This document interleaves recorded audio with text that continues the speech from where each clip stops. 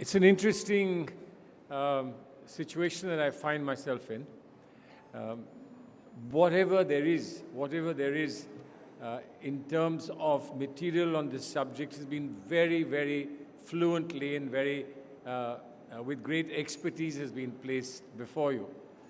And I often think that one obvious reason for delays in our legal system is that we repeat everything that is said. And if I were to repeat everything that's already been very brilliantly said before you, I would indeed be giving you an example of why there are delays in the Indian legal system. And therefore, I will resist doing that. I will also, therefore, take the opportunity of using this remarkable event and this wonderful gathering of very bright people from the university and members of the faculty. The Vice-Chancellor is present here. I believe the President was here just now. To add a little flavor to what happens in terms of the contributing factors beyond what you have been told about decision-making and why it gets prolonged and why it becomes delayed as it's been described to you. But before I begin, I must tell you a favorite anecdote of someone that I have read very closely, somebody that I have admired closely. It's a person of fiction, but comes across virtually as a real person. And you may have heard of that person. It's a gentleman called Mullah Nasruddin. There was a TV serial as well. But if you haven't heard of Mullah Nasruddin, then you are missing out something in life. Go and discover Mullah Nasruddin. Mullah Nasruddin once had to speak to an audience like yours. Wonderful, bright, sensible people. And Mullah Nasruddin was very ill-prepared for the talk. So he came to the podium, looked at everyone, and said, "Ladies and gentlemen, do you know what I'm going to say?" And everybody said, "No, we are waiting, we don't know what you're going to say." So he said, "Well, I have a principle that I don't speak to people who don't know what I'm going to say, and I'm going away." And so he left. But like your wonderful organizers who insist that you don't say no, Mullah Nasruddin was dragged back the following week. And again, everyone assembled. And Mullah Nasruddin, equally ill-prepared, said, "So now you know what I'm going to say." And everybody cheerfully said, "Of course we know what you're going to say." And he said, "Well, in that case, I needn't say it at all. My job is done, I'm going." Now, people got a bit perplexed. And they said, "This can't be. This fellow can't be allowed to get away so easily. Call him back. Call him back once more. Half of us will say that we know, and the other half will say we don't. So we'll force him to say something." And that's exactly what happened. He arrived, looked at them somewhat soulfully and said, "So, ladies and gentlemen, you know what I'm going to say?" And half said, "Oh yeah, we know. And the others said, "No, we don't." So he paused, and everyone thought, well, finally we'll hear something. He said, "Those who know will please tell those who don't know, and my job is done." Now we've had two people, the citizen and the eminent lawyer, two people who've told you what is wrong and how it may be fixed. Now I'm a little bit embarrassed because I was law minister for a while and I should have fixed it, but I tried very hard. I tried very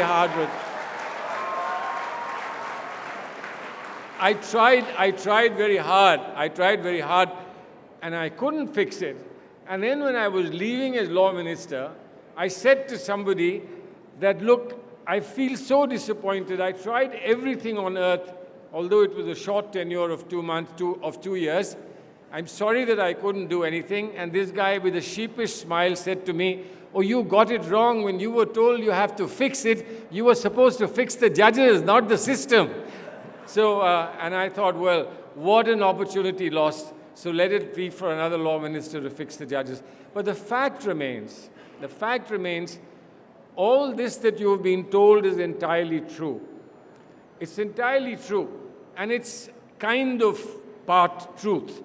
Because there is, if you were to allow every speaker to speak to you at greater length, you would get more truths as you went along. For instance, Manu Singhvi told us that there are huge vacancies in lower courts. Now, of course, that's true. There are huge vacancies. And the huge vacancies is because we don't have an adequate supply of good people coming into the judiciary. And then when they come into the judiciary, we still don't have adequate facilities to train them.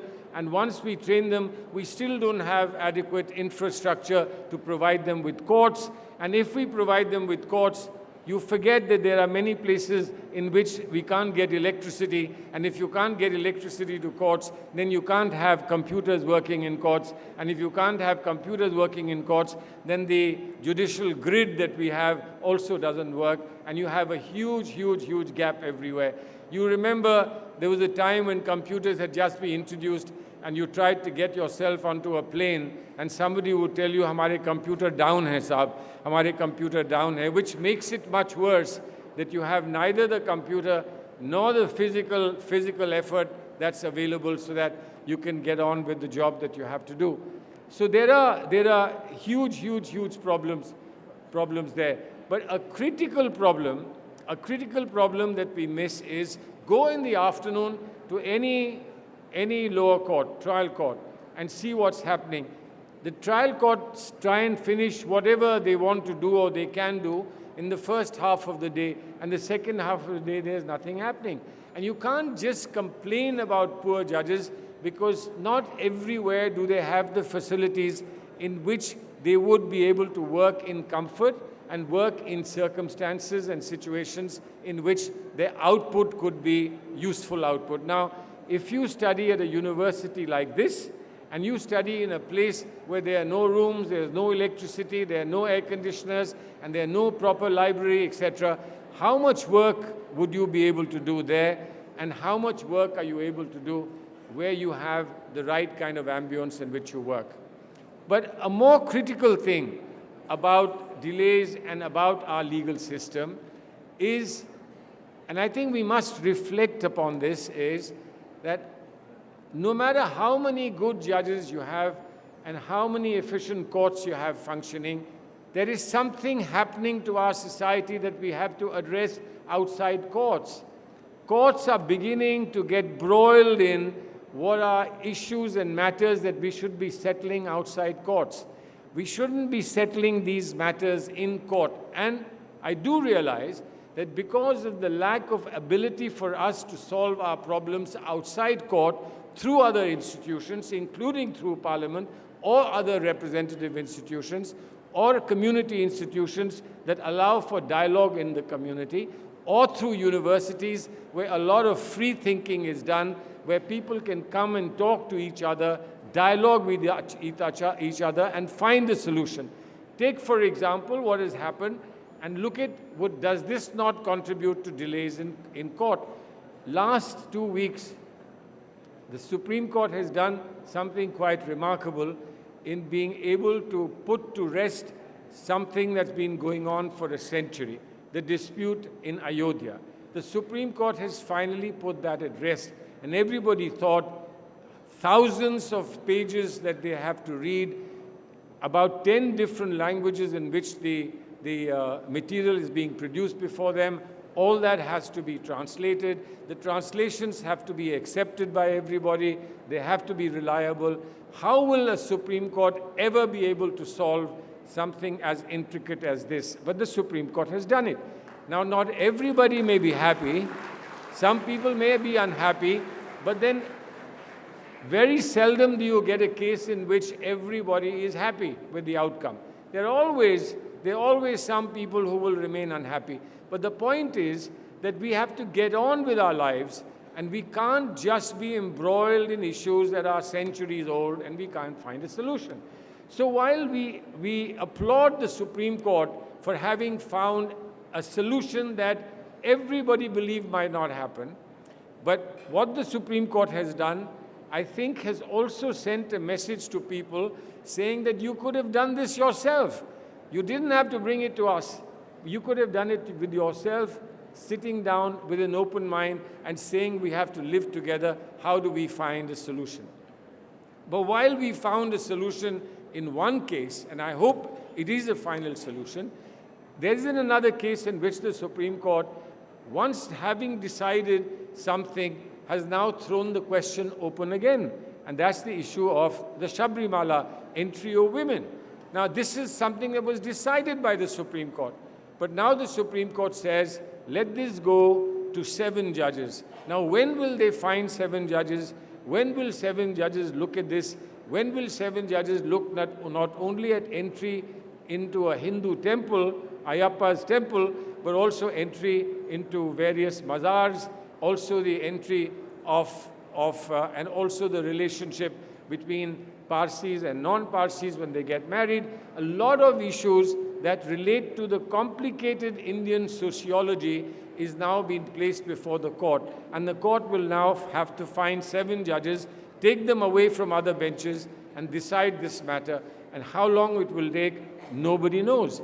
So there are fundamental issues about Indian society that we have lived with in some degree of discomfort and some degree of distress from time to time, that we've refused to resolve ourselves, and we assume that the courts are the only institution that will solve this for us.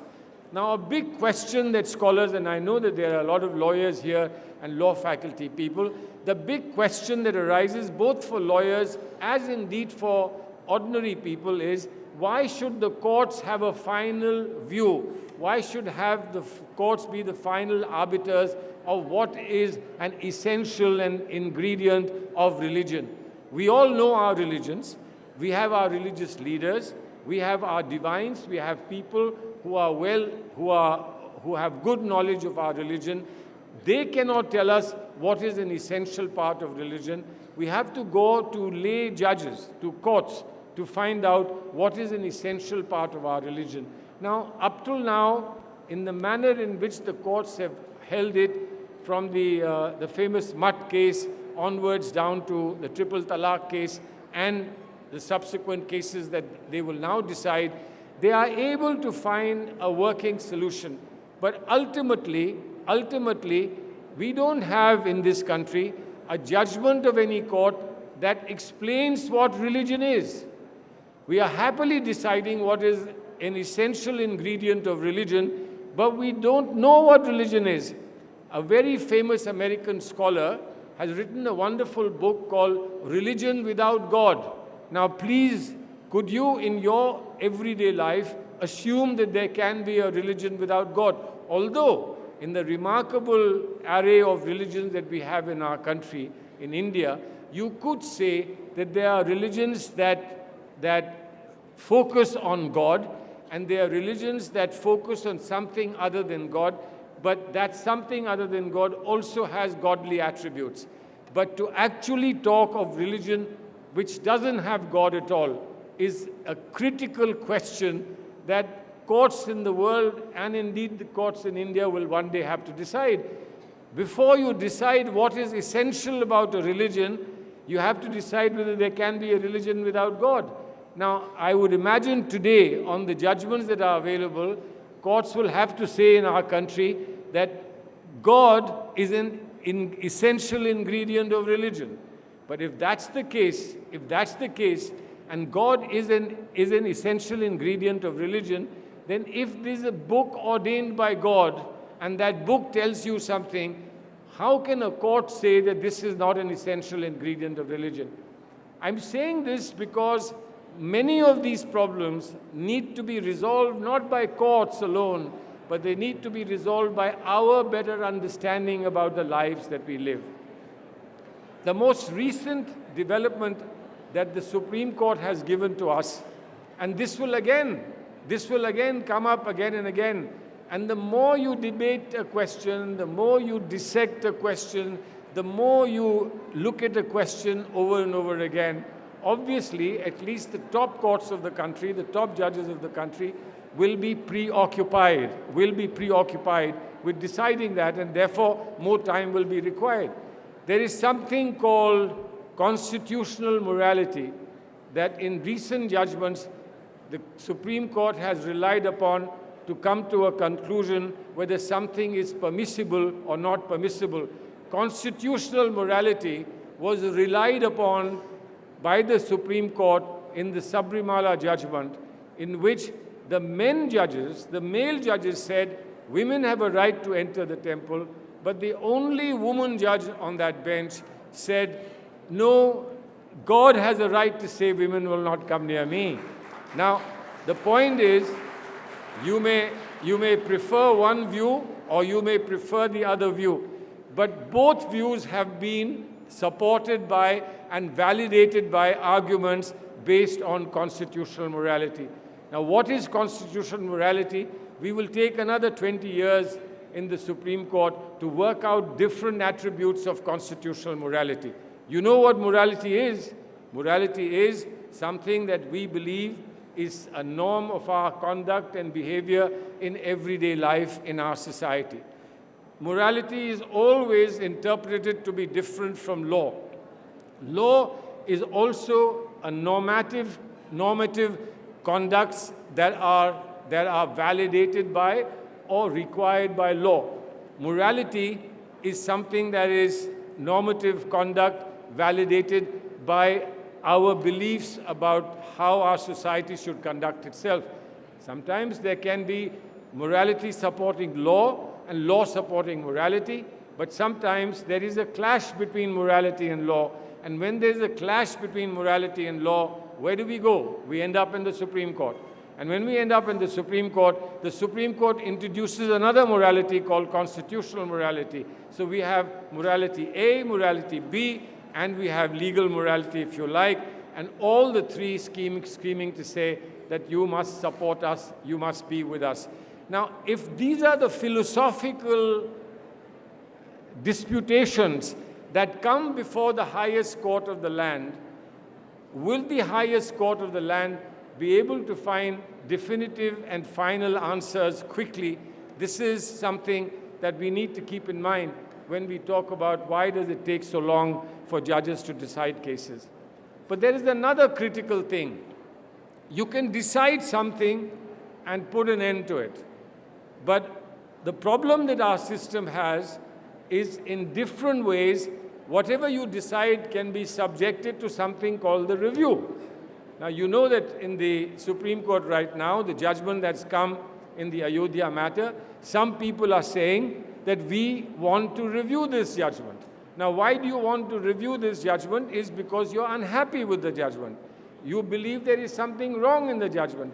But the review powers in the Supreme Court, as indeed in any other court, are very restricted and very limited. They have to be based on a very narrow band of grounds on which a decision can be reviewed. But now in the Supreme Court, as you know, not only is there power of review, but if the power of review is exercised and rejected, there is another power called the power of the curative petition. A curative petition is that after the review is rejected, you can still come back to the Supreme Court to say there was something wrong with the judgment and the judgment should be looked at again. And in this, the original judges who have given the judgment are included, and another few judges are included, so that the curative petition is heard or circulated to 5 judges. Now, if there is no final version of a decision that you take about something, and that final decision is then subject to a review, then subject to a curative petition, inevitably there is going to be delay. Now, I once went to I was speaking at a university in the UK, and we were talking about the number of cases that are done by the UK Supreme Court and the American Supreme Court in 1 year. Number of cases done in 1 year in those two Supreme Courts are something around 80 or 85. In the whole year, they do 85 cases. And in the Supreme Court, on every Monday, every Friday, now there are 14 or 15 benches in the Supreme Court. every Monday and every Friday, each court hears anything up to 60 cases. Now, of course, that's not a final hearing. That's an admission hearing or an after notice hearing or a miscellaneous hearing. And then from Tuesday to Thursday, final hearings take place. But the total number of cases that the Indian Supreme Court handles, as I said, is each bench of the court handles 60 cases every Monday, every Friday. Now, reading 60 cases every Monday, every Friday, coming prepared to look at those cases, coming prepared with some kind of response to those cases, and the American and British Supreme Court having the whole year to decide 85 cases, some short hearings and some long hearings. So the whole problem in India is a very complicated problem. What you need, perhaps, is a genius in management to find a solution to how the courts can give quick justice. You have just been suggested some of the methods that have been put into action. You've been told what could be done by alternative dispute resolution processes. You've been told as to what mediation now in every court in the country. There are mediation centers. Many cases are sorted out by mediation. But at the end of the day, I think what we are looking at is our society, Indian society, and why Indian society is throwing up a greater number of conflicts and greater number of disputes. Is there something that we can do sociologically to ourselves so that the number of disputes that arise in our country can be reduced? We can also ensure that Parliament is sensitive to the nature of disputes that are arising in order to eliminate them. Today, the largest number of disputes, for instance, that arise from bounced checks, which was an offense that was added a few years ago, clogging up many of the lower courts in criminal justice system. Today, many of the courts that are clogged by disputes about family situations, husband and wife fighting, maintenance cases, and many other cases within the family law pretext. So this is something that we need to look at. I believe the answers to delay in court, which we all agree are bad and should be addressed, the answer to delay in courts lie not just with judges alone, not just with courts alone, but restructuring, reordering, and re-educating our society. I think that's where it has to begin. I do hope that we've solved many of our problems, at least part solved many of our problems. I hope over the years, in the next few years, before all of you become practicing lawyers or indeed become judges, I hope we will be able to resolve this problem. Thank you very much.